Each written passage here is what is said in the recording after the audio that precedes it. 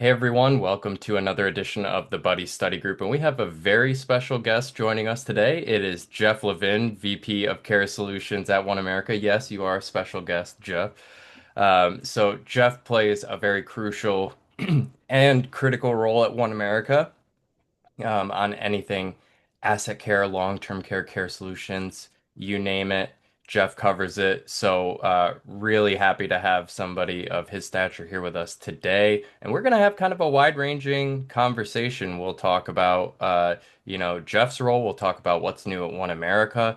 One America is also sponsoring a documentary that is airing today, tonight, right now, is available for you to watch. That is very, very compelling. So we'll also talk about that as well. Jeff, thank you so much for taking the time to be here today. We really appreciate you spending an hour of your day with us. And I guess to kind of just like steer and start the conversation, could you give some folks your industry background, what got you into the long-term care industry, and a little bit about what your role is today? Sure. First of all, thanks for having me. This is quite the honors. Best part of my day so far. Um, yeah, I did not plan to be in the long-term care industry. I didn't even plan to be in the insurance area. I grew up in the San Francisco Bay Area. I went to school at UC Santa Barbara. I was a communication studies major. I thought I was going to follow in my mom's footsteps, and be a copywriter and kind of go on the creative side. I went to have lunch with a friend of mine that was working at Amex Life at the time. Amex Life was the precursor to GE and to Genworth. And Pat asked if I filled out an application to work there, and I said there's no way I was going to work for an insurance company. And 2 weeks later, I was sitting next to Pat. So I started as an internal wholesaler. I quickly moved into external sales and became a wholesaler, covered 15 states in the Midwest out of San Francisco for about 3.5 years. And then I left Amex Life in 94. So I started in 90, was there till 94. Went and did a couple other things with a different company. The only time I've been outside of the insurance industry, it was a company called Sensormatic. You may have heard of it. They have all those tags that go on clothing to stop you from shoplifting. So I was the sales rep from San Francisco to Oregon. And I like to joke that I spent 4 years learning to be an expert shoplifter because I can beat all those systems today. So I got a pretty good wardrobe, and I still even have all my detachers. So if you ever have a tag stuck on clothing, let me know. Um, and the reason I really did that was it was an opportunity to, interestingly enough, go into straight commission sales. I had a sales territory, I had a product, I worked from home, I was on the road all the time, but I really learned what it meant to kind of kill what you eat, so to speak. And so I spent about 4 years doing that. And then I was recruited to come back to the long-term care business. It was now owned by GE. So I came back in 98. And when I came back, I was in charge of communications and training for the brokerage side of the business. Um, just like Amex Life, GE continued on with a very significant career organization and then a brokerage organization. I was responsible for communications and training. That morphed into account management. That followed an opportunity to go over to Japan as a GE business and work on the second largest life insurance company acquisition. GE was acquiring that business, and I went over there and lived for about 4 months to help with that acquisition. And then when I came back, I had an opportunity to move into my first leadership role, and I moved into a sales leadership role with a brand new program. That's actually how Wendy and I had an opportunity to meet, and we've been good friends ever since. Um, I did that for a number of years. It was primarily working with our financial advisors, the accounts that GE was selling into. So American Express, Edward Jones, Morgan Stanley, Merrill Lynch, all of those accounts. From there, had a change and I went into actually product development. I built out our multi-life product offering. I knew all of our distribution partners, so it was a natural fit for me to build a product based on the feedback that they were providing. And then Jason, that turned into a couple other roles, operations on the group side, sales on the group side. And then before I left Genworth in 2017, I was leading long-term care as the long-term care sales leader. And then I left. I went to work for a small worksite life insurance company that was headquartered down in North Carolina. I was the president of that company for 2 years, and then joined OneAmerica in 2019. And today, my role is vice president of Care Solutions. So I lead our product line, where I'm responsible for sales, distribution, and account management. So it's 35 years in the industry, an industry I never thought I would get into, but it has been an absolutely incredible career. I could not have asked for anything more. The friendships, the partnerships, the people I've learned, and the opportunities I've had, just wouldn't trade it for the world. And it's been great and got me in a position to be here with all of you today. So that's even better. So, it's a good thing. Yeah, that's awesome. If you can name it, you've touched it, it seems, in this side of the market. And I'm sure there's lots of friendships developed over the years because everybody knows everybody Yeah. uh, It's a small world. in this little corner of finance. So what kept you in this industry? What did you find that kept you going? You know, boy, I don't think anybody has ever asked me that question, Jason. That's a great question. It was funny. When I started, like I said, I really didn't think this would be the industry that I was in. And my dad made me promise that whatever job was the first job I took, I would do it for a year. It's like you can't, this was 35 years ago. You can't jump around like it's pretty commonplace to do today. And he reminded me that having American Express on your resume wouldn't be a bad thing for a year.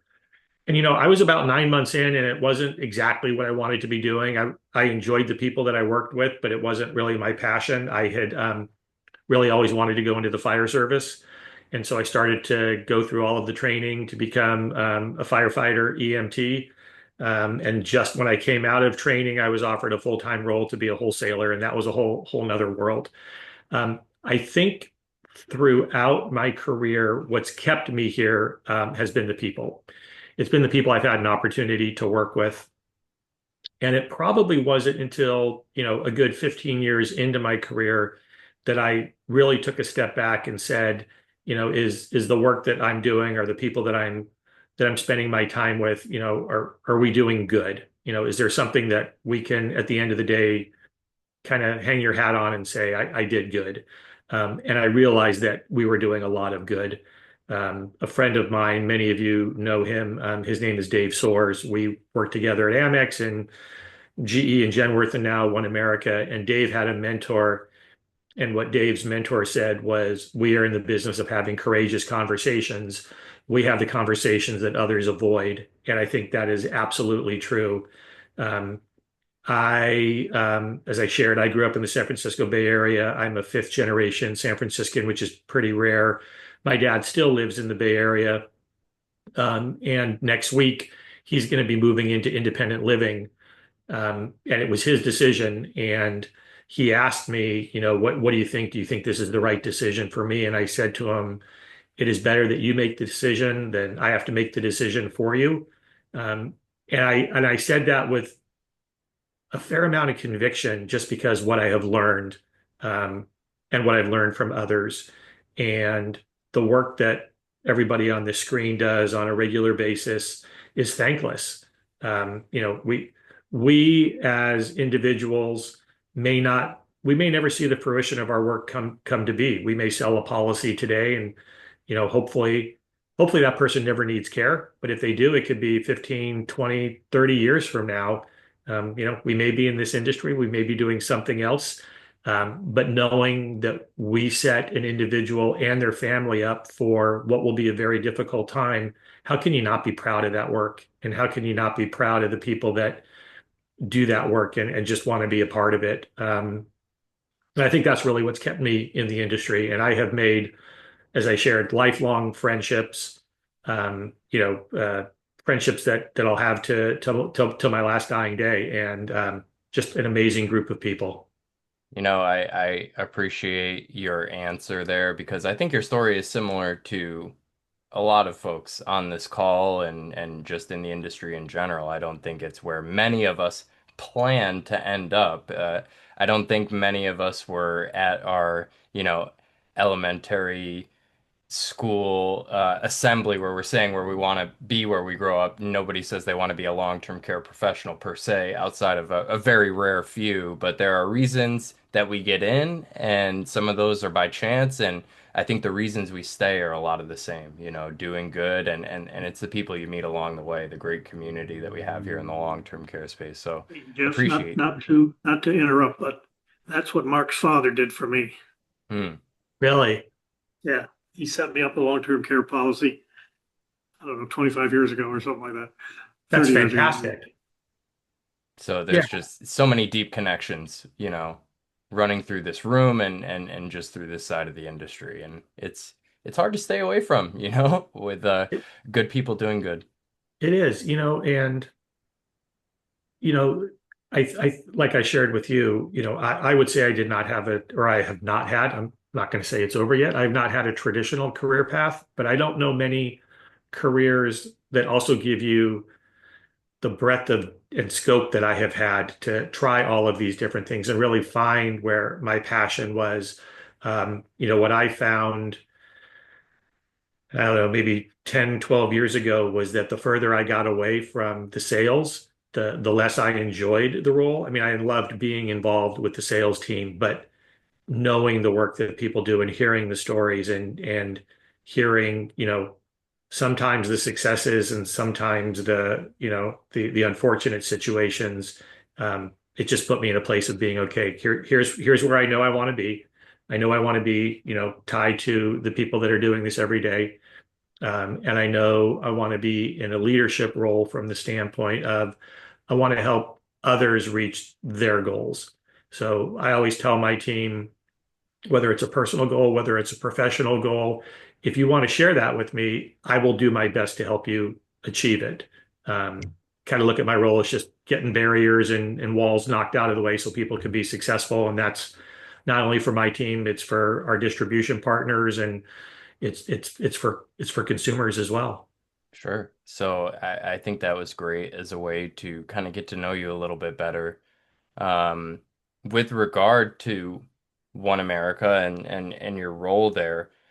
What excites you about what you have going on in the asset care space right now? I know you guys recently, in a number of states and a few new just released recently, rolled out Asset Care 2024. And Yeah. there's more than just what meets the eye to that new product rollout, right? There are some mechanical plan design changes, but there are also things like, changing around your billing system to be able to facilitate independent providers and cash benefit finally kind of, to a degree, throwing your hat in the ring for informal caregiving. So there's a lot of, tuning outside of plan design that's gone on with that rollout of Asset Care 2024. What kind of excites you most there, and what are you seeing from the field as far as feedback?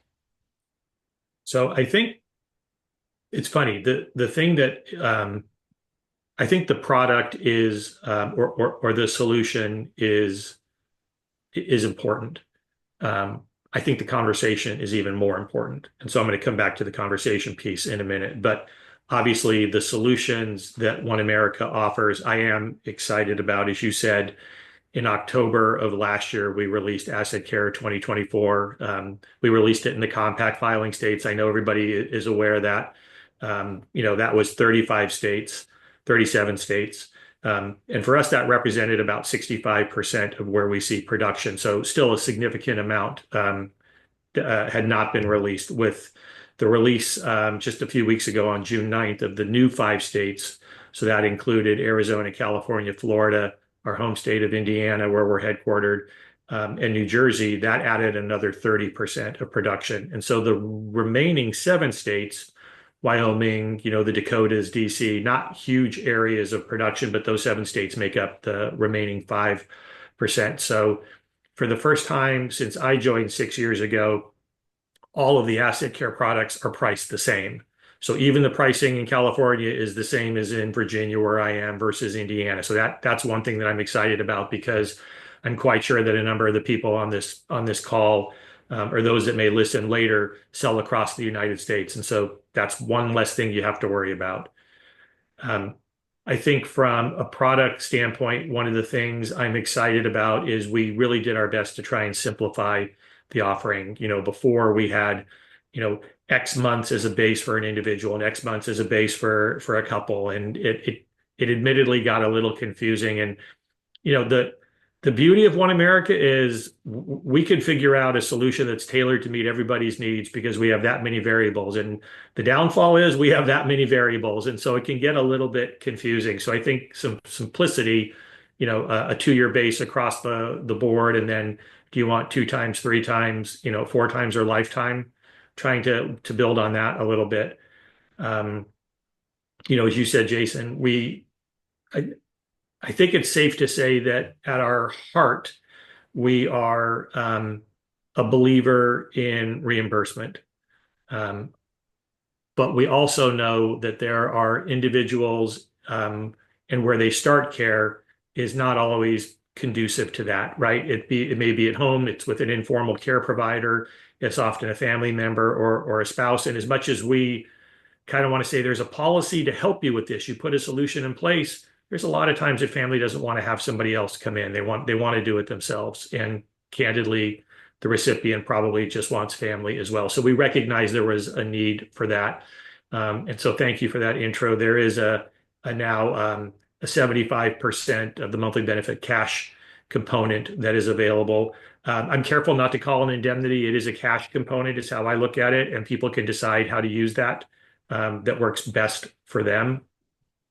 So we made a change there. We certainly still have lifetime. We're a firm believer in that. Um, we just did a webinar last week with a speaker, Dr. Donna Wilcock, who is from the University of Indiana Health System Medical School. And she is one of the foremost researchers on cognitive impairments and Alzheimer's. And she was sharing that right now, the average length of stay for somebody who is diagnosed with Alzheimer's could be 8 to 13 years. So we think about that and we look at the solutions that are on the market today. And I understand it's not affordable for everybody, but for somebody that can afford it and it is important, we do have that lifetime component available. But one of the things I'm even more excited about is this new benefit that we call the caregiver benefit. And this is really a benefit that is specifically designed for the informal care provider. It is a once a month opportunity to sit down, whether in person or virtually, with somebody and just learn how to be a better care provider, or to have somebody that can listen and understand what that care provider is going through. At the CLTC summit last year, there was a panel of 4 care providers, and all of the care providers were taking care of family members, and all of the family members had long-term care policies. And there was a question from the audience to one of the care providers that said, what do you find being the most challenge? And she literally broke down and she said, you have no idea how hard it is to be a care provider. And she said, I wish companies had something for those individuals. And I kind of smiled, under my breath because we had already filed the product. It hadn't been approved yet. But I'll tell you, to the point of it being a small industry, at the break, somebody from another carrier brought that individual over and said, I want you to meet Jeff. Jeff works with OneAmerica. They have a new product. I have gone out and read the filing, and they've got something that you asked about. And I just thought, from an industry perspective, I won't call them a competitor, for another carrier to take time to point out what others are doing, that's a pretty amazing industry. So those are some things I'm really, really excited about, at least as far as the new product. 2 other things, maybe if I could touch on real quickly. I am passionate, I would almost say borderline psychotic, about changing the way we sell long-term care today. And here's what I mean by that. For the longest time, what happens is somebody will ask about long-term care, or a producer or an advisor will talk about long-term care. And for some reason, we start off with the features and the benefits of the solution. And then ultimately that comes into how much does it cost? And then sometimes carriers get spreadsheeted. but never did we explain what long-term care really means. And so what we are working on, Amy Chin, who is our chief risk officer and is in charge of our claims for long-term care, we are working to flip the script. And what I mean by that is we want to start with a story. Let me tell you, my wife's name is Jane. Let me tell you about long-term care through the eyes of Jeff and Jane, whether it was, maybe something that we needed, maybe it was, our parents. And I think by starting to tell a story, people can identify with what long-term care is, and they say, "Oh, I get that now. Okay, now I understand what long-term care is." And through that conversation, most of the time, people are going to say, "Yeah, I'd like to figure out what that looks like if I need care, whether that's a solution or planning or whatever that might be." And once you've kind of reached that access point, now is a good time to start talking about features and benefits and what can be designed to meet those individuals' needs. And then, of course, that'll lean into price. But let's not start talking about something that most people don't even believe they're going to need. And so, really passionate about kind of changing how we look at long-term care. The last thing that I'm really excited about is just the work that we're doing.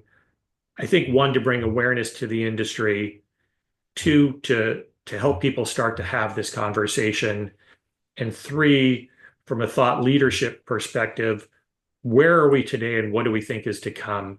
Not only in the form of product solutions, but where is Alzheimer's research going? What does it look like to potentially bring technology or AI into someone's home to help them be there for longer and be in an area where they want to receive care? It's as simple as, I was talking about this last week. I may have even mentioned this to you and Wendy when we were talking. So I shared my dad's going to move into independent living. Um, Beautiful 2-bedroom, 2-bath home in a community in San Francisco. If he doesn't open his door by 1 o'clock every day, somebody's going to come and knock on his door. I mean, it's just little things like that that allow people to feel more safe, have greater peace of mind, and stay where they want to be. I mean, there is so much opportunity in front of us to help people care or to receive care where they want to receive care. And so that I'm really passionate about. This, I don't know, Jason, if you can click it. I saw somebody put it in the chat. This may be a really good time. There is a documentary that is coming out called Caregiving. That documentary is going to air tonight for the first time on PBS at 9 p.m. Eastern.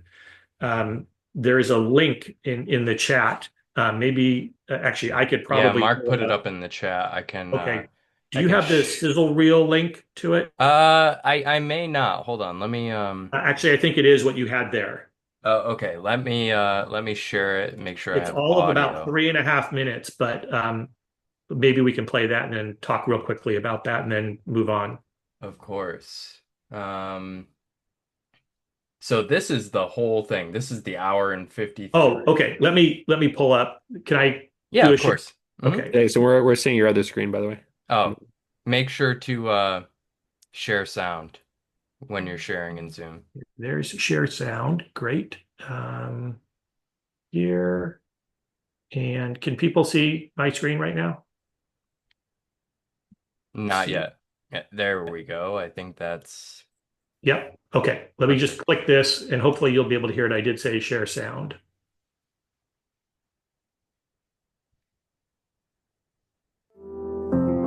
So we Like have the most people, sound, I didn't no even think video. about caregiving So I think until what you my need to father do was diagnosed is with cancer.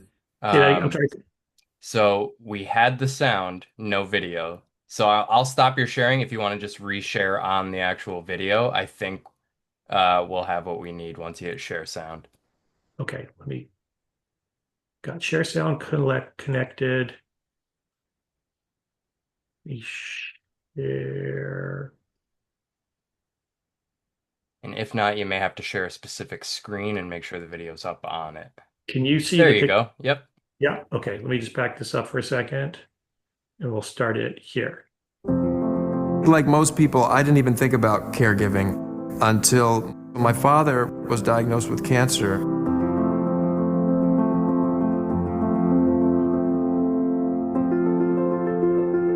My dad was somebody who I idolized. I used to dress up like him when I was a kid in kindergarten and get made fun of because I wanted to wear like a suit and a tie. And then to go from that to giving him a bath is a quite a traumatic thing.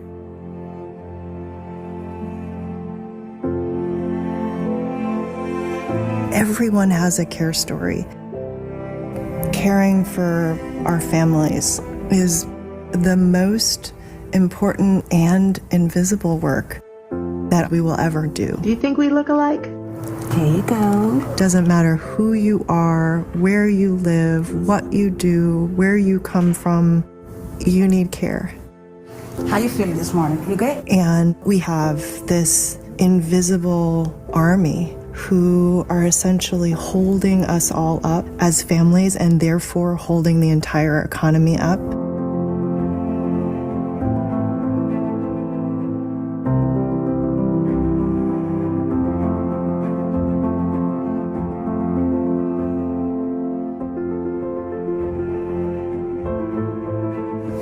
Let me pat dry your face. People are doing everything they can and more, and it's simply not sufficient because we need to have a recognition that care is a public good. So my dad is actually a medically retired Navy SEAL, and now he's like helping me just get stronger. I'm here caring for two sick people, which is definitely harder than anything I've ever done in my life. There's just this simmering crisis. Everyone is burning out, whether it's the care worker or the family member. Everyone is under extreme duress.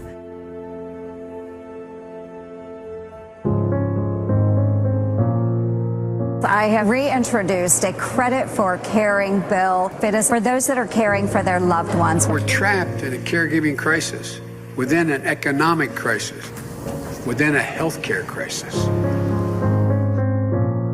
Now, we have a once-in-a-generation opportunity to support all of our families and our caregivers too. It really is up to us. All of us can help raise the banner for caregivers. That's why I'm excited to partner with WIDA and produce this documentary. Together, with your help, we can make a difference.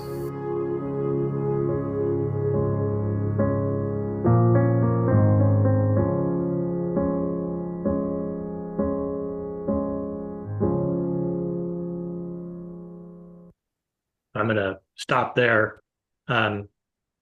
It's pretty amazing when somebody like Bradley Cooper throws his voice behind something like this. And as I shared, this is going to air tonight for the first time. It'll be on 330 PBS stations across the country. It's 9 o'clock Eastern time. If you have Netflix or if you have Apple TV, it's already streaming. OneAmerica has come on board through the company as well as our foundation to be the exclusive financial services provider of in support of this film. And we will have the rights to that for the next 4 years. Just to give you an example of the power of these types of documentaries, a similar documentary that was on Alzheimer's, every time it showed on PBS, there were 2.5 to 3 million people that watched every single time it showed up. And so to be able to start to get that message out there and help all of you and lift your voices of talking about championing for long-term care and what it means to be a caregiver, I can't think of a better thing to be a part of, to attach your name to. And so as I was sharing right before that, thought leadership and how we show up in the industry and how we can help the industry continue to grow is where I find my passion today. This year, I had the opportunity to be the chair of the ILTCI conference that took place in Philadelphia in March. And our keynote was actually one of the executive producers, as well as the filmmaker and a care provider who you saw briefly in the documentary clip there. They were our keynote speakers, and they talked about caregiving in the country and what they go through. And so once we saw that, I talked to the folks at my company. I said, we have to get behind this. So I'm really excited about that. So Jason, that's a really long answer of, what's going on at OneAmerica and what I'm excited about. But um, to maybe bring it down a level, I'm excited about the work that we're doing as a company, but I'm also excited about the work that we're doing in the industry. Yeah, appreciate that. And we don't mind long answers here. Mark and I are like the kings of long answers, so you're with kindred spirits. But I just want to ask the audience, does anybody have any questions, comments for Jeff, be it the documentary, be it One America, be it Jeff himself? Anybody have any questions? Feel free to raise your hand if you'd like to unmute and ask, and I'll call on you one at a time. Yeah, Wendy will tell you I'm a pretty open book. So, be careful what you ask for. You're going to get an answer. Go ahead, Suzanne. Thank Try your you. luck. Okay. Oh, yes, I will try. I'll try my best. Jeff, thank you so much for being with us today. So I'm not putting you on the spot in any way, but I connected with someone who is an ad person, and he was struck by how so many ad agencies are always gearing their ads towards, the 29-year-olds. They're not gearing it towards the demographic that's the hugest part of the population now. So he went out on his own and started a new ad agency called Geezer. I'm writing this down, Suzanne. Geezer. That's meant to, appeal to the like 50 plus folks. And I spoke with him, and I don't know if anyone else feels the same way, but being out there trying to sell long-term care insurance, I feel like the product, the term and the concept have such a bad rap from the older product, the traditional products and the increases and the user lose it and all these different things. And in my opinion, it feels like we need more PR, positive PR for long-term care insurance out in the world in the media. And I mentioned that to him. So would it be something that you'd be interested in to be connected with this person and maybe talk about, he's like, oh, I'll, if we make any deals, I'll cut you in. I don't care about that. I just, as a salesperson, I just feel like it's very difficult selling this product with all the bad information that's out there, the myths and the misinformation and the bad things. And so I don't know if there's a reason that there's not more advertising or not more in the media about long-term care insurance, but I feel like that could be a good thing for everybody. But tell me what you think. It's an emphatic yes on my part. Anything that I can do to help to broaden the message and the audience, I would love to understand how we might be able to partner together. What's really interesting, and somebody brought this up to me about 2 weeks ago. I guess I just didn't realize it. This falls under the category of we're all getting older. We keep talking about the baby boomer population and those that are, age 80 and plus is the fastest growing population. Hold on to this, in 3 years, Gen Xers are starting to turn 61. So it's the next wave is coming. So Right. and I'm in that age wave. So yes, we should be doing everything we can to change the message. And look, there are new carriers that are looking to enter the market. There are carriers that are looking to re-enter the market.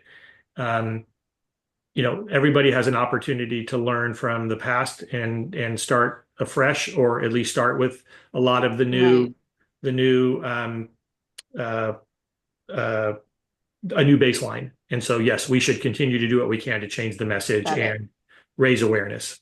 So what would be the best way for me to connect you? Just like do you want me to send you his email? And if you want to reach out, I don't want to overstep. That would be fantastic. Absolutely. Okay.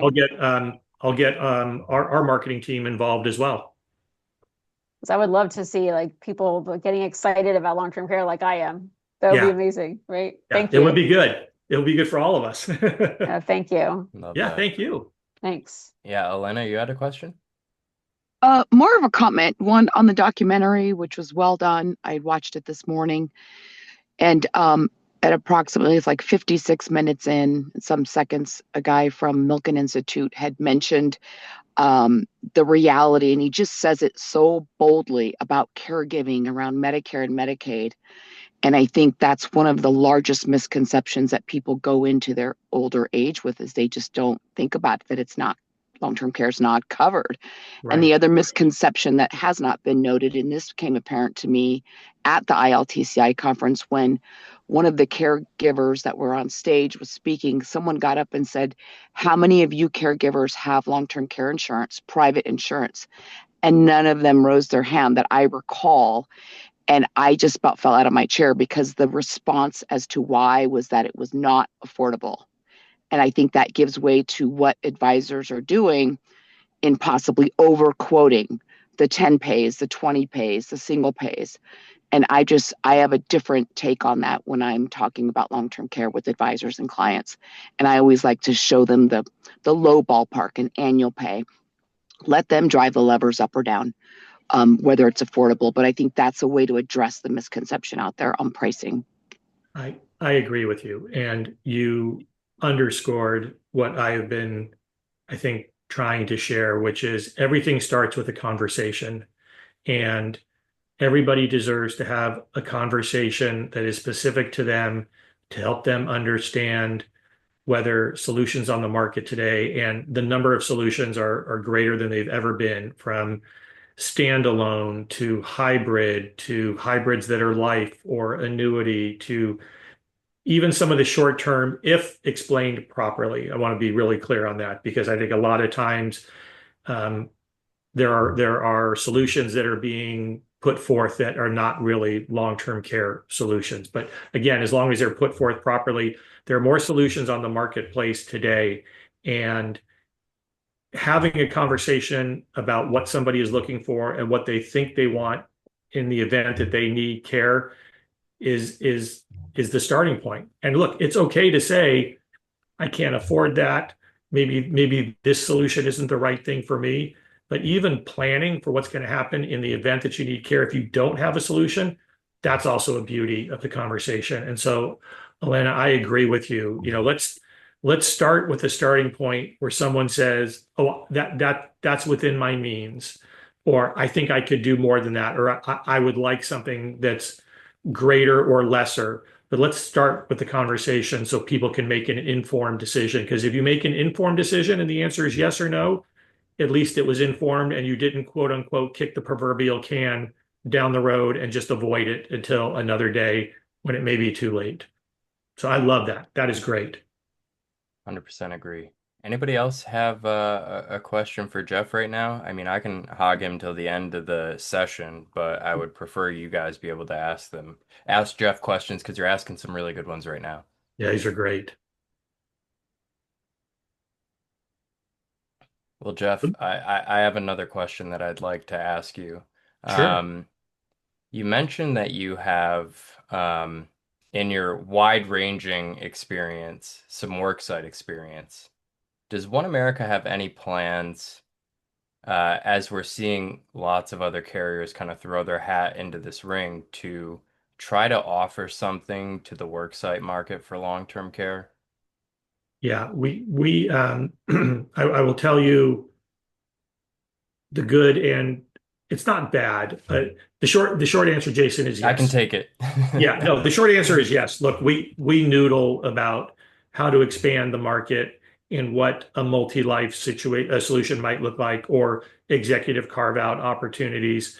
And I think for the most part, the industry now understands that things like guaranteed issue coverages and things like that, while we had them in the past, they're probably not today's reality.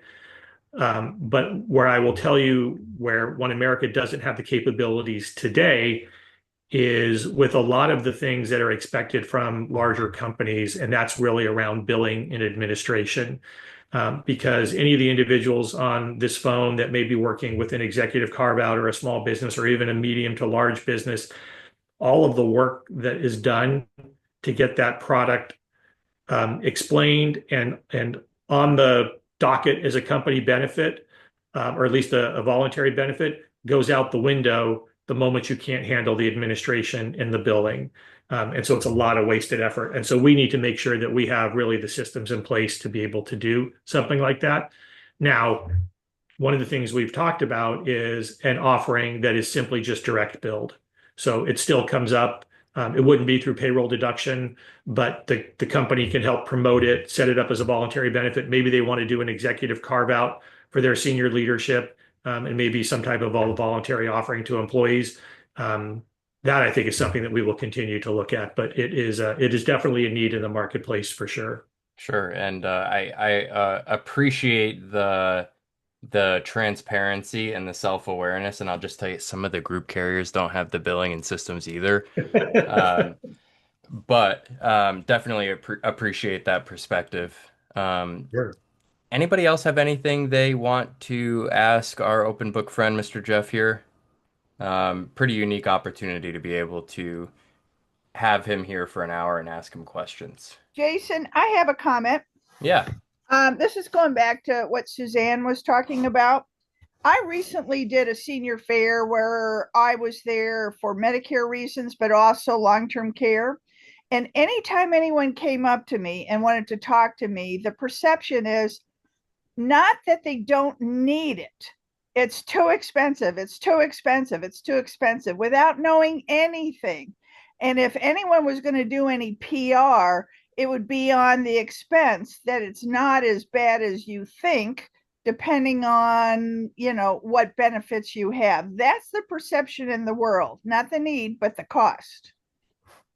I agree with you. And look, say what you will about some of the state programs that have either been discussed or implemented, whether it's the Washington Cares program, whether it's the feasibility study that California did, Minnesota, New York. When states look at least having a conversation about implementing possible solutions for their constituents, it raises the level of awareness for everybody. It certainly makes people think, if there's going to be a tax, is that a tax that I want to pay? Do I want to look at other types of coverage? Again, a conversation is what's most important, but being able to raise the level of awareness and the level of understanding credibly, I think is extremely important. And so to your point, making people understand that, or helping people understand, I can't say making people understand, helping people understand what's available, and that maybe what they think is expensive may not be as expensive as they think, is just as important. Again, it's all about an informed discussion. Yeah, and I think I agree that awareness as to what the issue is an important piece. And I think with regard to the feedback on cost, I think in those cases, it's time to have a conversation that's just as much about budget as it is about nominal cost, because Sure. there are so many products that are out there that are designed to meet so many needs nowadays, not only from, pre-underwriting health needs, but from financial and budgetary needs, that we should start with a conversation about the budget and know that we can fit that with, a product that has pricing to fit that budget, Yeah. and a plan design that can fit that budget, rather than just how much is it going to cost me? I mean, I'm sure for many, there are, not as many budgetary restrictions, and it's just about what is it going to cost me, but it still needs to fit your budget comfortably, no matter what level of wealth you're at, to make sense to move you forward with the It, planning. it does. And I would venture to guess that everybody on your call today, and many that will listen, have had a conversation with somebody who is already planning for some type of an extended event, whether they call it long-term care or not. It's the rainy day fund, it's the annuity that they set up. People are already planning for these things in absence of having a conversation about true long-term care solutions. And one of the great opportunities is to say, what was that set aside for? What are you planning to do with it?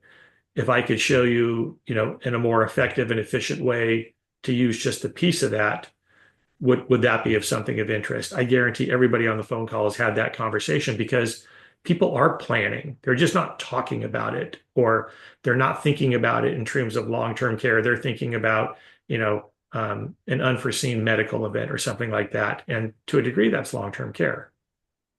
Yeah, agreed. Yeah, Wendy, go ahead. Yeah, and in that same vein, and we all know it, we have so many clients that are not healthy. You've got over 60% of the people that walk in this country that couldn't buy a long-term care policy. So having that conversation is even more important. To your point, what you're saying, hey, what have you used that money for? Because there's just too many times where we can't help them. So that, I think, shouldn't ever diminish, right? Never diminish that personal story that the person has because they just simply couldn't get anything, couldn't afford an annuity, couldn't do anything. But that's where I think that our expertise comes in almost at a better level, at a higher level, because I think everyone on this call, everyone in this industry has this compassion and passion for what we do to help people, and we can guide them in the right direction. And I think a lot of that gets missing because everything seems at some point is we got to help make that sale, and we got to get that sale. And if we don't get that sale, we're out the door, and darn, that guy isn't healthy enough. I can't help him, but we can help him. And I think that is something that we all can agree on. There is a source and resources that we can help them. So when we leave their home, when they're not health qualified, not financially qualified, we're not leaving them empty-handed. I was just going to add, Wendy, and all of you know, Wendy espouses physical and financial wellness. And so, when you think about the financial wellness piece of it, and I think it was Sharon that said this earlier. I think one of the other misnomers, if you will, is that you have to purchase a solution that covers 100% of the cost. You don't. Some cover, in my opinion, so I'll just say it's in my opinion, some coverage is better than no coverage.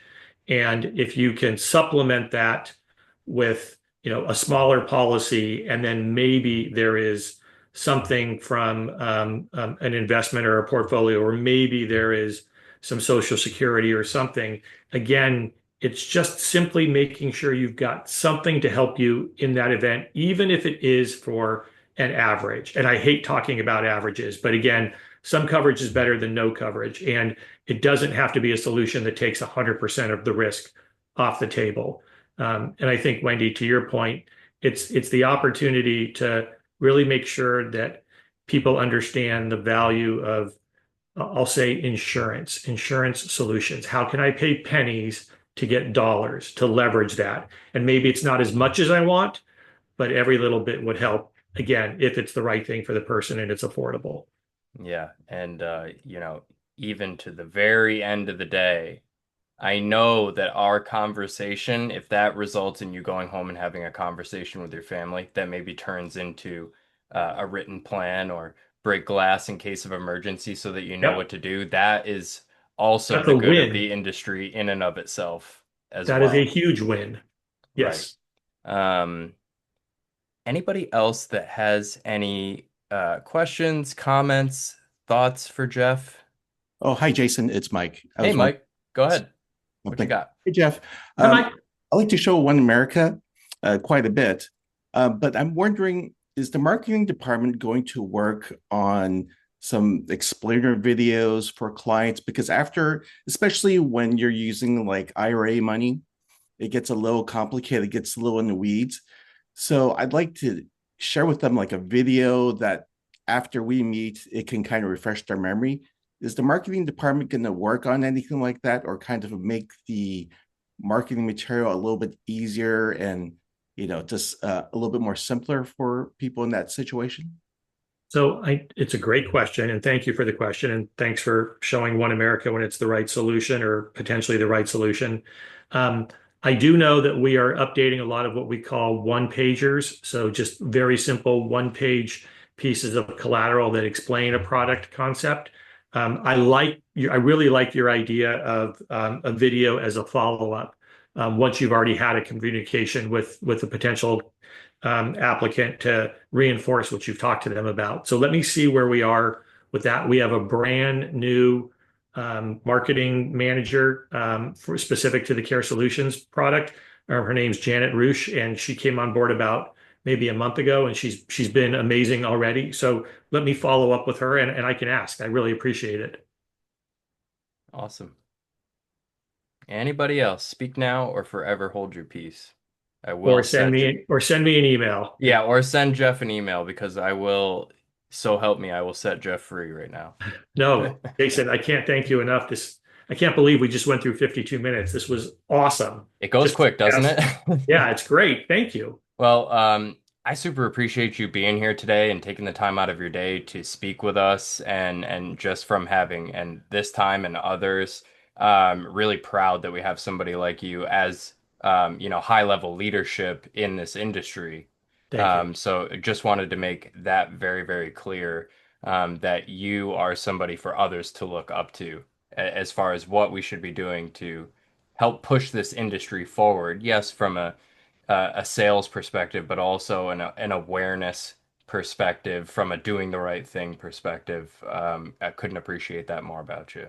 Well, thank you very much. And again, thank you to you and to Wendy and to Mark and to all of you for the conversations that you're having every day to help your clients and future clients. You are having those conversations that others avoid. So thank you. Appreciate that. Anybody else with anything last to say, or Jeff, anything you want to leave the crowd with? No, take a moment. It doesn't have to be tonight. Like I shared, that caregiving documentary will be in rotation for the next few years. I hope it does raise awareness for all of us.